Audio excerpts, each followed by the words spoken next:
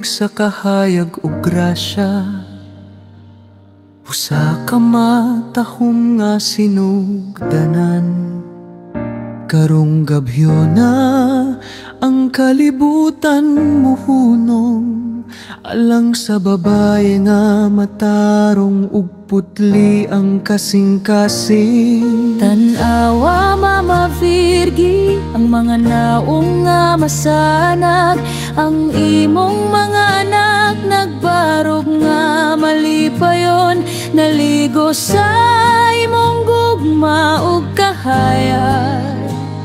Among giisa ang kamot sa pag-ampo sa Dios. Ang binuno sa tanan namong mga adlaw, ang tagiya sa atong kinabuhi. Among gipasalamatan siya sa iyang matinudanong mga paagi.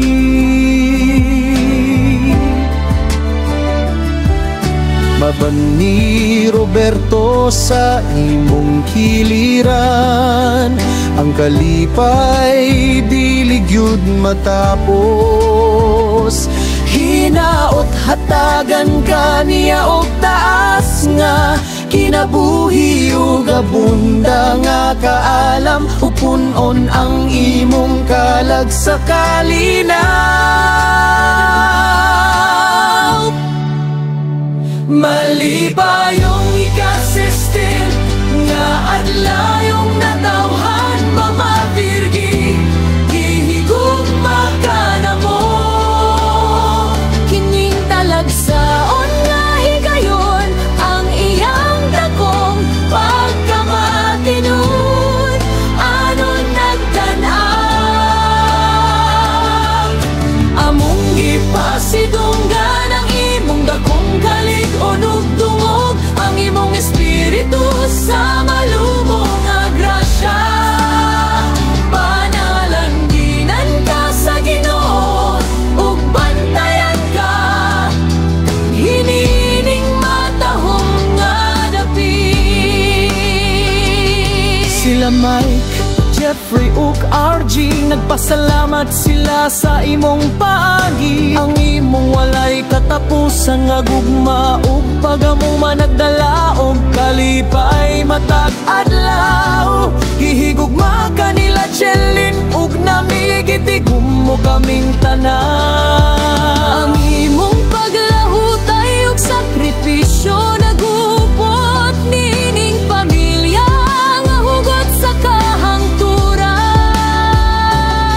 Gikan sa imong mga apo nga sila Gray ug Isaya, usa ka hudya ka ang Milano. Alang sa tanang tinago nga buhat imong gibuhat, ang mga palas anon nga imong gidala.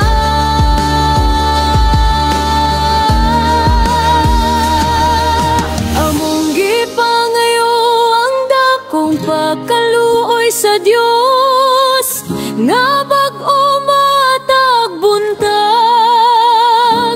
Usa ka selebrasyon nga gipanalanginan sa grasya, nga milabaw sa panahon ug kawanangan. Malipayong ika-16 nga adlayong natanghan, Mama Virgi, gihigugma ka na mo. Kining talagsaon nga higayon, ang iyang dakong pagkamatiyon, danon nagtanan. Among gipasidunggan ang imong dakong kalig-on ug dungog, ang imong espiritu sa malumong nga grasya. Panalanginan ka sa Ginoo ug bantayan ka, hinining matahom nga dapit. Oh Mama Virgi, Gihigugma ka na mo. malipayon adlaw natawhan